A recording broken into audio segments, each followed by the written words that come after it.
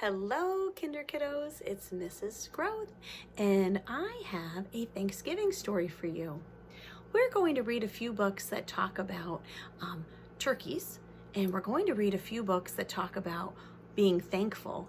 And I also have a few books that talk about why we celebrate Thanksgiving. Where did it come from? And this one is about why we celebrate Thanksgiving, and it's told to us with the help of our good friend Pete the cat.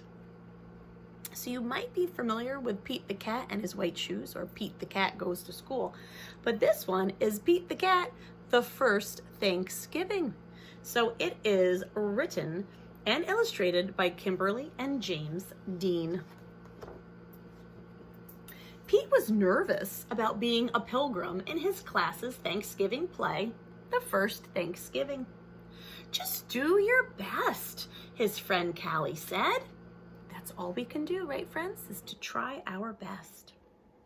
Pete said he would try. He was ready. His mom had even made him a pilgrim hat, which was really cool. And this is a lift the flap, so there's Pete's pilgrim hat right there. Pete took his place at the front of the giant ship that his class had made out of cardboard. Pete was a pilgrim on the Mayflower. In 1620, a group of pilgrims decided to leave England for the New World to build a new life. It was a long, long trip on a big, big ship, all the pilgrims sang. The sea was rough and very dangerous. Many pilgrims got very sick. In fact, friends, they spent 3 months on the ship sailing from England to the Americas, and many people did get sick. The dream of a new start in a new world made the hard trip worth it all. For more than 2 months, the pilgrims sailed. So they left on September 6th, and it took them all the way until November. They wondered if they would ever get there, but they didn't give up hope. After 65 days on the ship, the new world finally came into view. So here he is up in the crow's nest using his telescope to look far. "Land ho!" Pete cried. All the pilgrims did a happy dance. So when they finally spotted land, they were so excited. The pilgrims arrived in the New World at Plymouth Rock, in what is now called Massachusetts. Everyone had many chores to do, like growing food and finding water. They had to build their own houses when they arrived. There weren't houses ready for them. The first winter in the New World was long and hard. In the spring, the pilgrims had to decide whether to give up and go back to England or to keep trying to start their new life. The pilgrims had heard about the Native Americans, and many worried that they would not be friendly. Pete had never met a cat that he didn't like, so he thought that they would be kind. And Pete was right.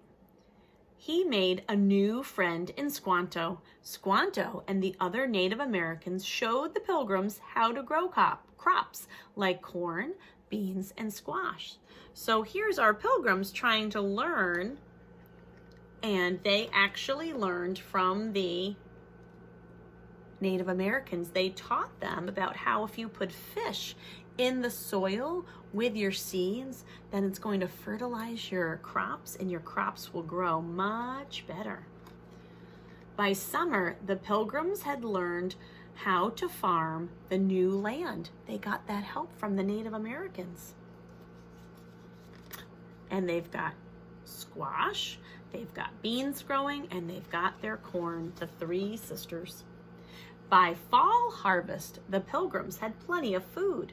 To thank Squanto and the other Native Americans, the pilgrims invited them to share the harvest. So to show their thanks, to show their gratitude, the pilgrims asked the Native Americans to come, and they celebrated how successful they were at growing their own food. This celebration became known as the first Thanksgiving because they're talking about what they're thankful for. Pete was relieved when the play was over. He had remembered all of his lines. Wow, I never thought about how hard it was back then, said Pete. You did great, Callie said. Later, at Thanksgiving dinner with his family, Pete said, let's all go around the table and say something that we are thankful for. I am thankful for my family, said Pete's mom. I am thankful for my skateboard, said Bob. I am thankful for the brave pilgrims that started this new free world, said Pete. What are you thankful for? So that's a question that keeps coming up, right? Thinking about what you are thankful for. So boys and girls, let me know what you are thankful for. Let your family know what you are thankful for. Always remember to search your heart to think about what are you grateful for? What are you thankful for? Remember to have gratitude. All right, boys and girls, I will see you soon.